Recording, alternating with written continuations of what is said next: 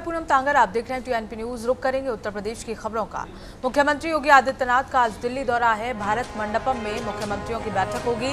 नीति आयोग बैठक में शामिल होंगे मुख्यमंत्री योगी आदित्यनाथ। बीजेपी शीर्ष नेताओं से मुलाकात करेंगे। बैठक में यूपी के दोनों डिप्टी सीएम भी मौजूद रहेंगे। बता दें कि उत्तर प्रदेश के सीएम योगी आदित्यनाथ आज दिल्ली पहुंचेंगे। वो दोपहर 3 बजे भारत मंडपम में आयोजित मुख्यमंत्री की बैठक में शामिल होंगे और इसके अलावा 11 जून को मुख्यमंत्री नीति आयोग की शासकीय परिषद की बैठक में हिस्सा लेंगे। इस दौरान बीजेपी के शीर्ष नेताओं से उनकी मुलाकात संभावित है। वहीं मुख्यमंत्री, उप मुख्यमंत्री केशव प्रसाद मौर्य और ब्रजेश पाठक भी दिल्ली पहुंचे। तो बड़ा अपडेट बता दें कि आज नीति आयोग बैठक में शामिल होने के लिए मुख्यमंत्री योगी आदित्यनाथ दिल्ली के दौरे पर रहेंगे और इसके साथ ही उनके साथ दोनों डिप्टी सीएम केशव प्रसाद मौर्य और ब्रजेश पाठक भी दिल्ली पहुंचेंगे। और इसी खबर को लेकर हमारे साथ यूपी के ब्यूरो चीफ नितिन सिंह जुड़ गए हैं। नितिन, दिल्ली दौरा है मुख्यमंत्री योगी आदित्यनाथ का, उनके साथ डिप्टी सीएम भी दिल्ली पहुंचेंगे, क्या कुछ अपडेट है इससे लेकर? आज जिस तरीके से पूरे 12 साल पूरे हो रहे हैं प्रधानमंत्री नरेंद्र मोदी के कार्यकाल के, तो ऐसे में एक बैठक जो है वो भारत मंडपम में आयोजित की गई है, जिसमें उत्तर प्रदेश के साथ साथ बीजेपी के जितने भी मुख्यमंत्री हैं पूरे देश के वो मौजूद रहेंगे, संगठन के मंत्री मौजूद रहेंगे, डिप्टी सीएम मौजूद रहेंगे। ये करीब 3 बजे भारत मंडपम में ये जो बैठक होनी है उसमें उत्तर प्रदेश के सीएम योगी आदित्यनाथ भी मौजूद रहने वाले हैं। उसके लिए आज वो दिल्ली दौरे पर जाएंगे, दोनों डिप्टी सीएम भी जाएंगे, पंकज चौधरी जो कि प्रदेश अध्यक्ष हैं वो भी जाएंगे। उसके अलावा कल 11 जून है, आज रात में योगी आदित्यनाथ दिल्ली में ही रुकने वाले हैं। कई बीजेपी के सीनियर नेताओं से मुलाकात कर सकते हैं और उसके बाद 11 जून कल नीति आयोग की एक शासकीय परिषद की बैठक है, जिस बैठक में वो शामिल होंगे और इस दौरान बीजेपी के जो बड़े नेता हैं उनसे मुलाकात करेंगे। दोनों डिप्टी सीएम भी इस दौरान मौजूद रहेंगे और प्रदेश अध्यक्ष पंकज चौधरी के साथ साथ संगठन मंत्री धर्मपाल सिंह भी इस कार्यक्रम में मौजूद रहने वाले हैं। बिल्कुल नितिन, और इस कार्यक्रम में, इस बैठक में किन मुद्दों पर चर्चा हो सकती है? नीति आयोग की बैठक जो होती है वो प्रदेश और केंद्र सरकार से मिलकर के जो प्रमुख नीतियां हैं जो विकास के स्तर को और बेहतर करने की लिए बनाई जाती हैं, उन नीतियों के आधार पर चर्चा और विचार विमर्श किया जाता है। और उसी को देखते हुए नीति आयोग की जो बैठक है ये होगी, क्योंकि सभी प्रदेशों के मुख्यमंत्री जो कि बीजेपी शासित प्रदेशों के मुख्यमंत्री जो है वो मौजूद रहने वाले हैं और उसी के साथ नीति आयोग की जो बैठक है इसमें ये चर्चा होगी कि कैसे केंद्र के साथ समन्वय बैठा करके प्रदेश का विकास किया जा सकता है, कौन सी ऐसी प्रमुख योजनाएं हैं जिनको धरातल पर और बेहतर से उतारा जा सकता है या फिर उसका विस्तार किया जा सकता है। तो इन सारी चीजों को लेकर के नीति आयोग की ये बैठक होगी और उसके बाद ये नीतियां तैयार की जाएंगी कि कैसे विकास की रफ्तार को और बढ़ाना है। चलिए ठीक है नितिन, बहुत बहुत शुक्रिया तमाम जानकारी साझा करने के लिए। तो वहीं उत्तर प्रदेश के मुख्यमंत्री योगी आदित्यनाथ ने भारत के सबसे लंबे समय तक लगातार निर्वाचित प्रधानमंत्री बनने पर प्रधानमंत्री नरेंद्र मोदी को बधाई दी।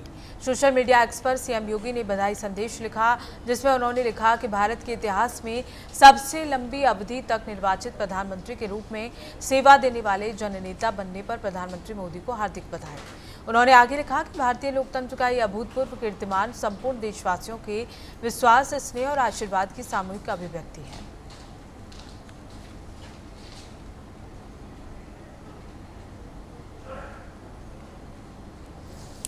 तो वहीं कानपुर पहुंचे बीजेपी प्रदेश अध्यक्ष पंकज चौधरी ने 2027 विधानसभा चुनाव को लेकर बड़ा दावा किया है। उन्होंने कहा कि बीजेपी 2017 से भी बड़ा बहुमत हासिल करेगी।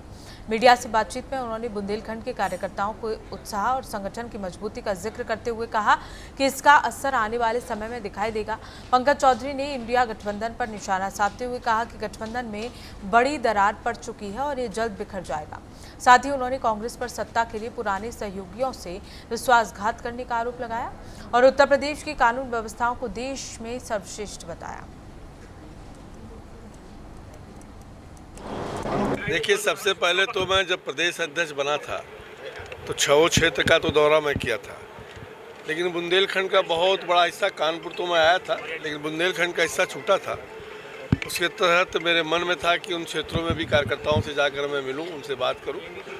और जो मैं 3 दिन से लगातार बुंदेलखंड में घूम रहा हूं, जिस प्रकार से कार्यकर्ताओं का उत्साह है, उनका जो मनोबल बढ़ा हुआ है, मुझे पूर्ण विश्वास है कि आने वाले समय में 2027 में भारतीय जनता पार्टी 2017 से बड़ा बहुमत लेकर के आई है।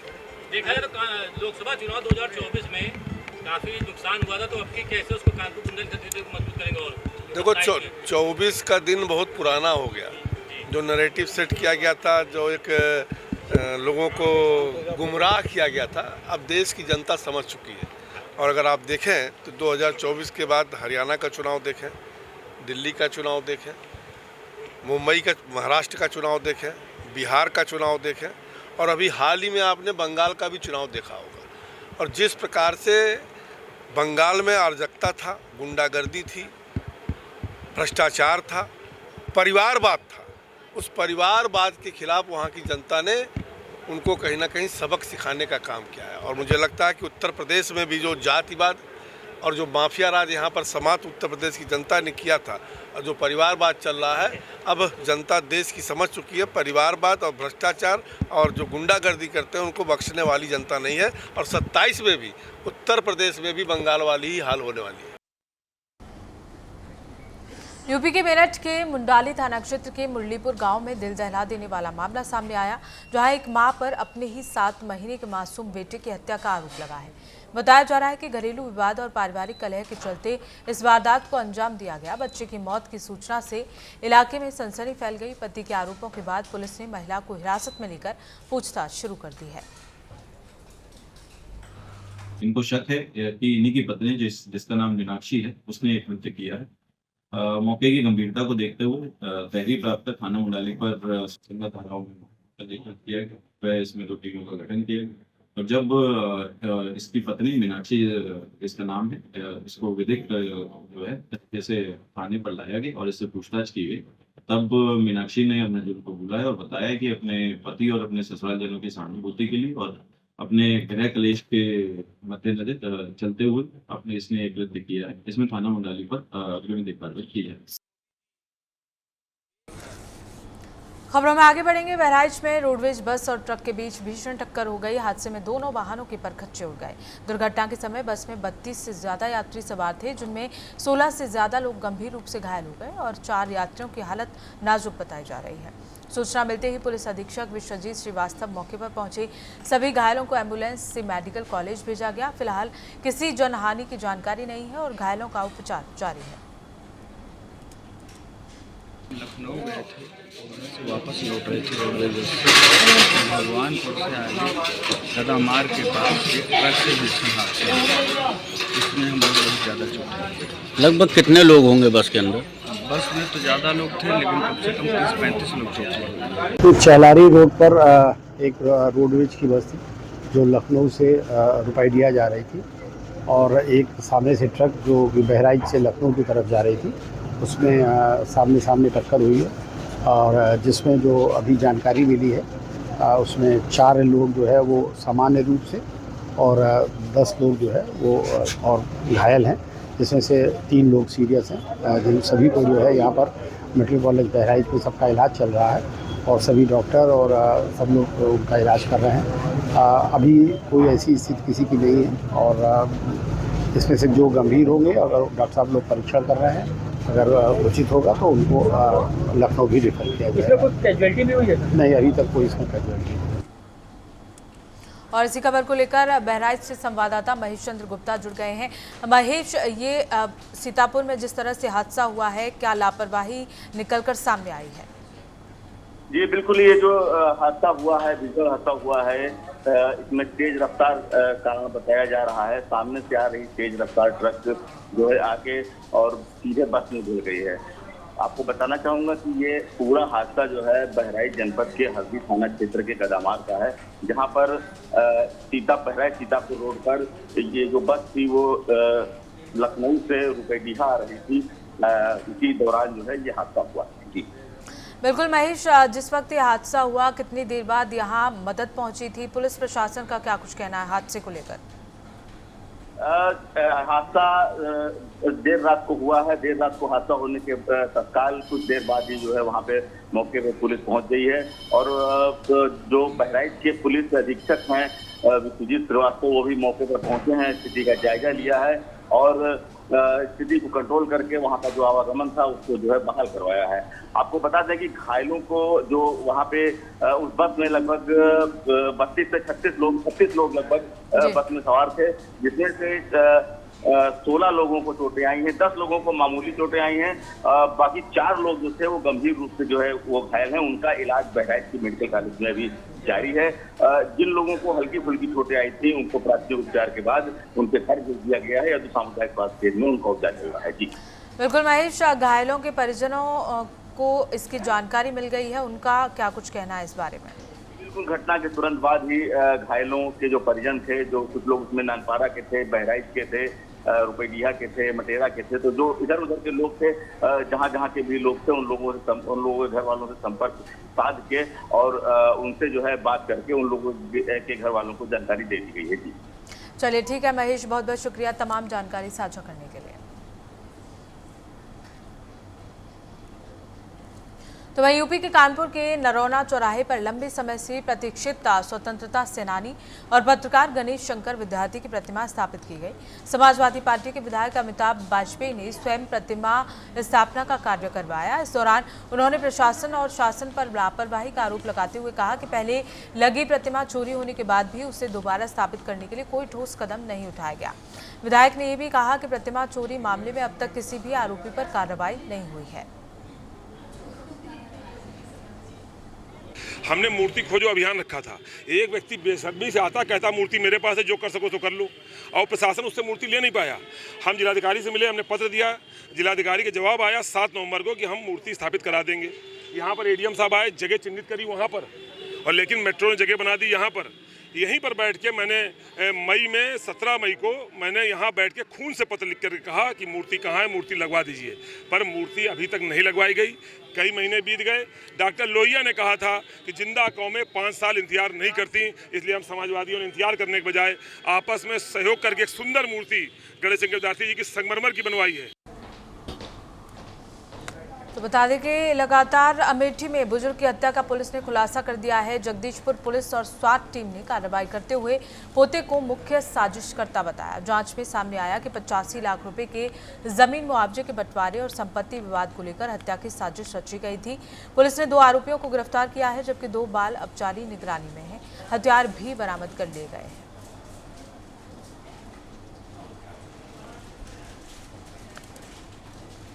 5:30 बजे एक सनसनीखेज वारदात हुई, जिसमें एक 75 वर्षीय हीरालाल द्विवेदी का गोली मार के हत्या किया गया। इस सनसनीखेज घटना के खुलासा के लिए कुल 7 टीमें गठित की गई थी और ये पूरा घटनाक्रम का जांच पड़ताल शुरू की गई और जांच के दौरान ये पाया गया कि जो मृतक का जो खुद का पोते ने ही इसका पूरा घटनाक्रम का मास्टरमाइंड निकला और ये घटना करने का मुख्य उद्देश्य यही था। जो मृतक का 30 लाख रुपए का एक LIC प्रीमियम मैच्योर होने वाले थे इस महीने, और जब तक ये जो हीरालाल द्विवेदी जिंदा रहेंगे तब तक इनको वो बेनिफिट नहीं। झांसी में सड़क हादसे में घायल हरिश्चंद की मौत के बाद स्वास्थ्य व्यवस्था पर सवाल उठ रहे हैं। परिजनों ने एम्बुलेंस चालक, निजी अस्पताल और मेडिकल कॉलेज प्रशासन पर गंभीर आरोप लगाए। उनका कहना है कि रेफर किए जाने के बावजूद मरीज को सरकारी अस्पताल की जगह निजी अस्पताल ले जाया गया, जहां इलाज के नाम पर भारी रकम वसूली गई। बाद में मेडिकल कॉलेज पहुंचने पर भी समय पर उपचार नहीं मिला और मरीज की मौत हो गई। इस मामले में निष्पक्ष जांच की मांग उठी है। मुख्य चिकित्सा अधिकारी सुधाकर पांडे ने शिकायत मिलने पर जांच और कार्रवाई का आश्वासन दिया। टीकमगढ़ में हुए, टीकमगढ़ के डॉक्टर ने रेफर कर दिया झांसी का इमरजेंसी अस्पताल का मेडिकल का, तो उनने मेडिकल में नहीं एजेंसी उनने करी, एम्बुलेंस वाले ने उनने सुधो नदाले हॉस्पिटल में कर दिया। मेडिकल कॉलेज नहीं आया तो ये हमारे घर के आते तो न पढ़े लिखे आते, ना कुछ मोबाइल लाए थे ना कुछ लाए थे, तो उनने वहीं छोड़ गया तो इनने भर्ती कर लिया। ये बोले 20,000 रुपया दोगे जो हम जांच करेंगे। हमने कि डॉक्टर साहब तो हम 10,000 डाल रहे हो तो मेरे को इलाज करने लगो। ये बोले गल्ला 20,000 जमा करोगे जब इलाज करेंगे। ये रात भर भैया से भर्ती करे रहे। मेरे लड़का को कम से कम नहीं तो 5 पौंड खून बचा था, पूरा खून गिर गया था। इनने मशीन में जांच नहीं करवाई गैर पैसे। तो वहीं सीतापुर जिले के हरगांव थाना क्षेत्र में बीजेपी अल्पसंख्यक मोर्चा के जिला मंत्री सुखदीप सिंह पर जानलेवा हमला हुआ है। बाइक सवार बदमाशों ने उन पर फायरिंग कर दी, जिसमें एक गोली उनकी पीठ में लग गई और जिससे वो गंभीर रूप से घायल हो गए। घटना के बाद उन्हें लखनऊ रेफर किया गया। पुलिस के मुताबिक शुरुआती जांच में पंचायत चुनाव की रंजिश सामने आ रही है। मामले में आरोपियों की तलाश जारी है। मैं अपने पुराने घर से वहाँ पे एक लड़का मनोज था, हम दोनों आपस में बात कर रहे थे। 10-15 मिनट में बात की, उसके बाद वो अपने घर पे चला गया, मैं अपने घर पे निकल आया आ रहा था। पुराने घर से नए घर पे आ रहा था, तो वहीं पे जगमोहन के मोड़ के जगमोहन के मोड़ के थोड़ा सा आगे जाके 3 लोग बाइक से आए। अरुण यादव, अजय यादव, धर्मेंद्र यादव। अजय यादव ने मेरे पे गोली चला दी। अपाचे बाइक से 3 लोग। कोई रंजिश कोई नहीं थी। कमलेश जी एक हमारे दोस्त हैं, बलवापुर के रहने वाले, वो चुनाव लड़ रहे हैं, चुनाव की तैयारी कर रहे हैं हैदरपुर से, तो उसी की रंजिश मानते हो, मेरे से मानते हैं कि आप इनका साथ छोड़ दो, इनके साथ में मत आ जाओ। प्रधानी का चुनाव की तैयारी कर रहे हैं जी, वो प्रधानी के चुनाव की तैयारी कर रहे हैं और मैं अपने बुनियाद से तैयारी कर रहा हूँ प्रधानी के चुनाव की। तो वहीं अमरोहा जिले के नौगवा सादात कस्बे के एक परिवार ने सऊदी अरब में हिरासत में लिए गए अपने 2 बेटों की रिहाई के लिए भारत सरकार से मदद की गुहार लगाई है। परिजनों ने प्रधानमंत्री और विदेश मंत्री से हस्तक्षेप कर दोनों युवकों को सुरक्षित वापस लाने की अपील की है।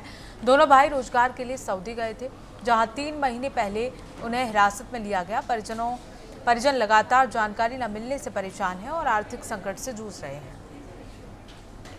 हमारे बच्चे गए थे सऊदी अरब कमाने के लिए, उनको वहीं पुलिस ने पकड़ लिया।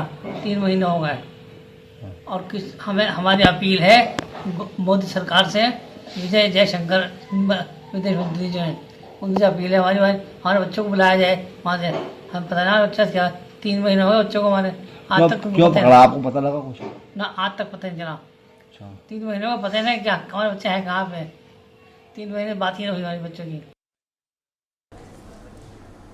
तो वहीं बदायूं जिले में जमीन विवाद को लेकर 2 पक्षों में हिंसक झड़प हो गई। मूसाझाग थाना क्षेत्र के महरे गांव में राजस्व विभाग की टीम सीमांकन के लिए पहुंची थी, तभी विवाद बढ़ गया और ईंट पत्थर और लात घूंसे चलने लगे। पुलिस मौके पर मौजूद थी, लेकिन हालात बिगड़ते रहे। घटना का वीडियो सामने आने के बाद पुलिस ने जांच शुरू कर दी है। घायलों को अस्पताल में भर्ती कराया गया है।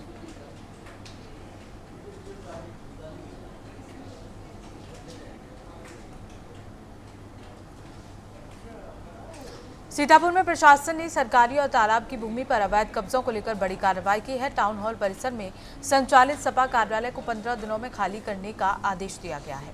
वहीं कचनार क्षेत्र में तालाब की जमीन पर बने मदरसे को हटाने और भूमि को मूल रूप से बहाल करने के निर्देश जारी किए गए हैं।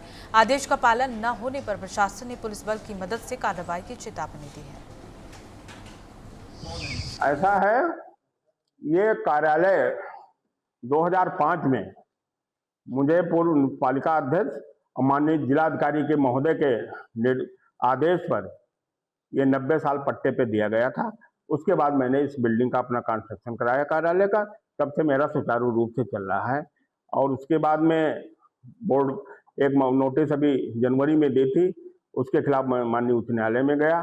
तो वहाँ पर जब नगर पालिका की तरफ से वकील अपीयर हुए तो उन्होंने टाइम ले लिया, उसके बाद में उन्होंने वापस ले लिया था। उसके बाद में ये उन्होंने माननीय जिलाधिकारी महोदय ने एक नोटिस दी, उसके परिप्रेक्ष्य में मैंने अपना जवाब अधिवक्ता के। देखिए, वो जिलाधिकारी न्यायालय का आदेश था। जिलाधिकारी न्यायालय का आदेश जो तहसीलदार का आदेश था, क्रम पे जो अपीलेंट के माध्यम से अपील की गई और कचनार का एक मदरसा से संबंधित मामला है जो तालाब में स्थापित है और 1359 फसली का हम लोगों ने अवलोकन किया और तहसीलदार का कोर्ट के स्तर से जो सत्सर के खिलाफ कार्रवाई की गई और तहसीलदार का आदेश का पुष्टि किया गया।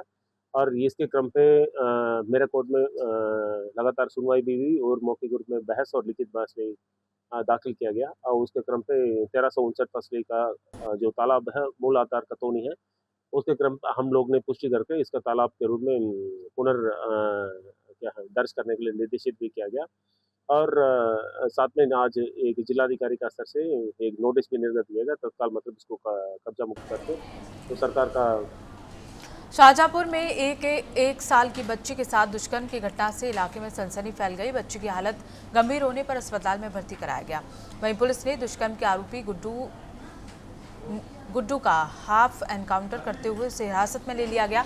पुलिस अधीक्षक ग्रामीण दीक्षा भामरे अरुण ने बताया कि एक बच्चे से दुष्कर्म होने की सूचना मिली थी। इस पर पुलिस ने कार्रवाई करते हुए आरोपी को पकड़ लिया है। 1 साल की बच्ची के साथ गुड्डू नामक युवक ने दुष्कर्म किया और मौके से भाग गया। बच्ची को उपचार हेतु जिला अस्पताल भेजा गया। तहरीर के आधार पर मुकदमा पंजीकृत कर गिरफ्तारी हेतु टीम गठित की गई। जिस क्रम में आज रात्रि लगभग 11 बजे मुखबिर द्वारा बदमाश का होना मैलानी रोड पर बताया गया, जो भागने की फिराक में था। सूचना पर पुलिस मैलानी रोड पर पहुंची और बदमाश को पकड़ने का प्रयास किया, जिस पर अभियुक्त द्वारा पुलिस पार्टी पर जान से मारने की नियत से फायर किया गया। पुलिस द्वारा आत्मरक्षार्थ जवाबी फायरिंग में अभियुक्त के दोनों पैरों पर गोली लगी।